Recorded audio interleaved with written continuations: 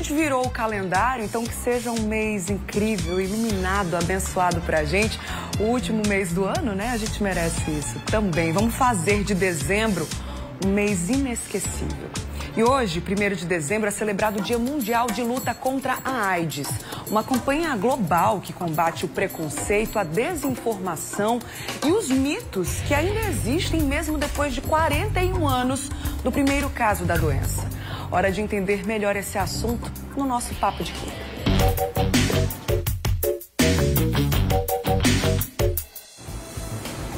E aqui no nosso estúdio, na casa do MD, o nosso trio está formado. Receba a ginecologista Andréa Larissa, o sexólogo André Memória. Bom dia, turma, sejam bem-vindos. Bom dia. Sempre bom recebê-los e aprender com vocês. Ainda mais um dia especial, não somente do aniversário da TV Correio, que a gente está começando a celebrar hoje, mas um dia mundial de luta e de combate também ao preconceito que ainda existe em torno da AIDS. Então, você que está aí em casa, você pode e deve participar do nosso quadro Papo de Quinta, enviando perguntas pra gente, compartilhando, quem sabe, uma experiência. 991050400 é o zap do MD. Qual é a sua dúvida? O que é que você quer saber sobre esse assunto? Manda aí pra mim, 991050400. E em 2022, a gente...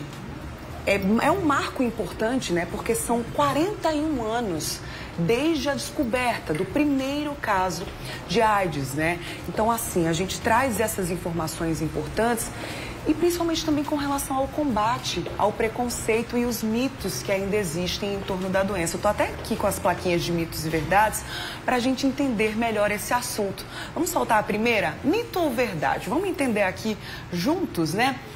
Vamos lá. Quem tem HIV tem AIDS. Isso é um mito ou verdade, doutora Andréa? É um mito, né? A gente hoje diferencia bem, né? Que você pode ter o teste positivo e não desenvolver a doença, a descompensação. Isso é fruto da evolução dos tratamentos, né? Então, é um mito esta afirmação. Vamos trazer mais uma tela? Mito ou verdade? Vamos entender melhor sobre esse assunto. O diagnóstico só pode ser feito com um exame de sangue. E aí, André, mito ou verdade? Existem os exames rápidos, eles envolvem sangue também, né? Não é um exame de sangue no laboratório, mas todo o PSF praticamente, qualquer unidade de saúde. Então, é verdade de certo modo, porque o exame rápido exige o sangue também. Sim. Mas também pode ser feito por outros modos, né? Não só o sangue para ser detectado, mas o mais eficiente ainda é o teste O sanguíneo. exame de sangue. Então, posso dizer que é verdade? Sim, é verdade. Vocês querem ficar com a plaquinha? Como é que vocês preferem? Posso ficar com ela? Posso ficar, então. Pode. Então, nesse caso, verdade, exame de sangue é a questão do diagnóstico. E um dado importante para trazer aqui é que a cada 15 minutos, uma pessoa é infectada com o vírus HIV aqui no Brasil. No mundo, para se ter uma ideia, são 38 milhões de pessoas vivendo com HIV/AIDS. E como a doutora Andréa falou, já são muitos avanços em 41 anos, né, doutora? Sim. Não é mais uma sentença de que a pessoa vai ter uma vida ruim, por exemplo, Sim, né? Muitos avanços, então. Sim, na verdade os avanços eles são enormes, porque antes a gente via aquela pessoa que estava doente e a gente já conseguia observar e dizer assim, essa pessoa provavelmente tem a doença. Hoje as pessoas conseguem ter uma estrutura física saudável, o tratamento tem feito isso, aquelas infecções oportunistas que vinham realmente acometer a doença e trazer essa sentença de morte, elas estão controladas. E o Brasil ele é fantástico nessa evolução de tratamento, de fornecimento em serviços para tratamento da doença. Muito legal. E eu gostei muito da pergunta do Jorge, aqui ele fala sobre a questão dos sintomas. Até porque, diante de tantos avanços, como a gente vem falando aqui no programa de hoje, a AIDS não tem cara, né, gente? Não. Inclusive, muitas vezes, a pessoa que é portadora do vírus não sabe que tem. Então, esses sintomas, como é que eles costumam aparecer? É só num estágio já mais avançado da doença, André? Explica pra gente. Quando a doença se desenvolve, o que ela faz? Ela diminui a nossa capacidade de imunidade. Então, o organismo, ele vai apresentar uma maior quantidade de possibilidades de vírus e bactérias, como a própria gripe, de um jeito mais alarmado, uma pneumonia, Ou seja, várias doenças vão se apresentar a você de uma forma mais agravada. E aí você pode até pensar, não, é só essa doença que eu tenho, ou seja, só uma pneumonia, só entre aspas, né? E, na verdade, ali a AIDS se mostrando através da pneumonia. Entendi. Então, é importante manter os exames sendo feitos frequentemente. Pelo menos a cada 6 meses, se você é sexualmente ativo.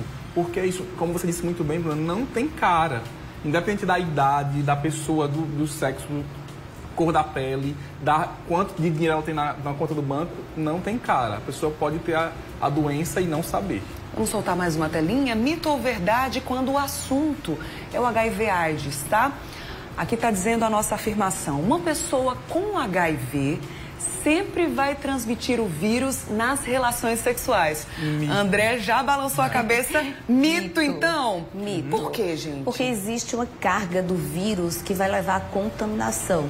Os tratamentos, eles têm reduzido essa carga viral e têm proporcionado que as defesas da pessoa estejam melhores e vençam essa carga viral. Então, é mito.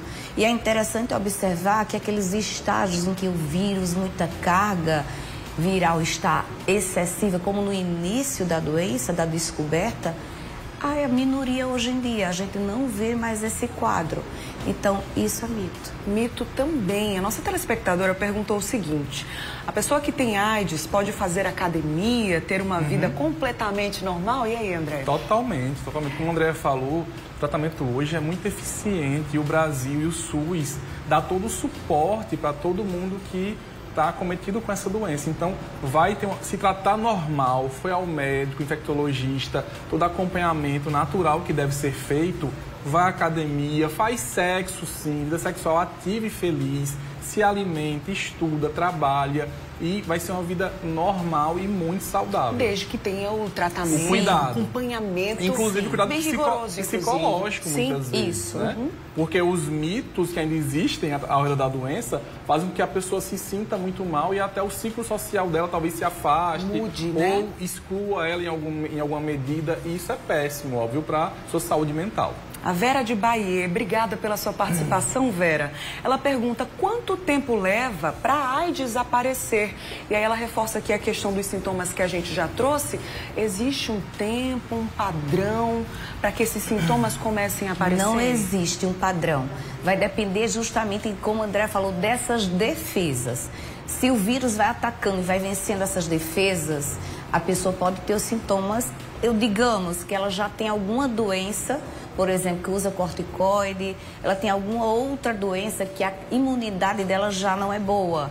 Então, isso pode ser mais rápido. Mas uma pessoa rígida, saudável, um estilo de vida saudável, os sintomas podem demorar anos, décadas para se manifestar.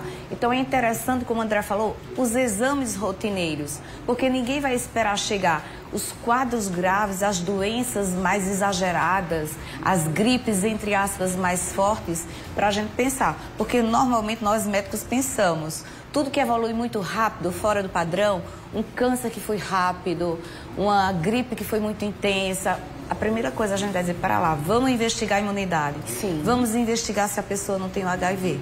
Então, não tem tempo exato, a pessoa pode ver 10, 15 anos, muito bem, sem aquele quadro exagerado das infecções oportunistas e está saudável. Turma de Bahia conectada com a gente aqui no Zap do Mulher Demais. O Júnior mandou mensagem também. Ele pergunta o seguinte: é obrigatório a pessoa com HIV emagrecer por causa da doença? Eu acredito por aquele estigma, né? Exato, aquela cara exato. que a gente está acostumado a ver de pessoas mais debilitadas, muito magras. E aí ele pergunta se é um traço obrigatório da doença. No início, anos 80 e 90, quando ela surgiu, né? A gente via muito isso na TV, inclusive. Por causa do Casulo, acho que ficou muito emblemático aqui, né? A gente vendo ele se desfalecendo, vamos dizer assim, e essa imagem ficou na cabeça de muitas pessoas. Só que, hoje em dia, mais uma vez, com os tratamentos, isso não ocorre. A pessoa tem um corpo saudável, desenvolve músculos se for academia, todo o seu organismo vai funcionar muitíssimo bem, porque a carga viral está tratada, cuidada. Então, o corpo não vai apresentar aquela magreza que a gente viu muitas vezes nos anos 80 e 90. Vamos soltar mais telas? Mito ou verdade para essa afirmação aí, ó? Pessoas com HIV podem ter filhos sem o vírus? A gente já falou que pacientes com HIV não necessariamente transmitem o vírus sempre, desde que tenha o tratamento adequado. E mulheres com HIV ou mulheres, assim, enfim, casais que tenham, né, de alguma forma, seja o homem, a mulher, acho que vocês entenderam o que eu quis dizer, mas transmitem necessariamente para o filho? Não obrigatoriamente. A gente tem na rotina do pré-natal a realização dos exames para pesquisar, mesmo a gestante, se ela não tem o sintoma, se ela tem a doença, se ela tem o vírus. Se for positiva, a gente tem toda uma prevenção do recém-nascido para tratamento. Ele vai ser retirado da amamentação porque pode ter o vírus ali. Então tem todo o cuidado e a gente consegue de forma excelente fazer a prevenção e essa criança não ter o vírus. Muito interessante, né? Inclusive, se não me falha a memória, o HU, o Hospital Universitário, aqui de João Pessoa, é um serviço de referência para isso, né? Já estive lá pessoalmente já faz um tempo, mas eu lembro de ter conversado com alguns profissionais de lá que mostram esse trabalho impecável que é feito aqui na rede de saúde do estado, inclusive. A gente está falando sobre formas de transmissão que as pessoas, pacientes com HIV, não transmitem desde que tenham um tratamento adequado, mas se não tem esse tratamento, como é que o vírus passa entre as pessoas? Na verdade, através das secreções, do sangue, da atividade sexual, sim. Por isso que a gente ressalta essa importância do tratamento. Tudo que a gente está falando, está saudável, tem músculo, está bem, com tratamento. E aí, a transmissão também menor. Mas se não tiver tratamento, a gente tem que lembrar das proteções nas secreções, transfusão sanguínea, cortes, uma infecção sexualmente transmissível. Então, por isso que a gente tem que ter todo o cuidado da proteção.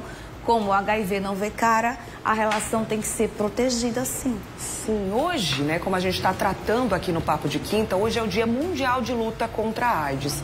Mas o mês de dezembro como um todo se veste de vermelho para trazer o alerta não somente para a AIDS, mas para as outras infecções sexualmente transmissíveis.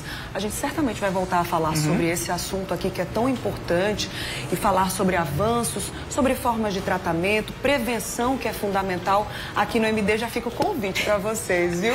Por favor, André. Só uma fala importante. Você que vive com um parceiro ou parceira monogamicamente, só essa pessoa, faça os exames também.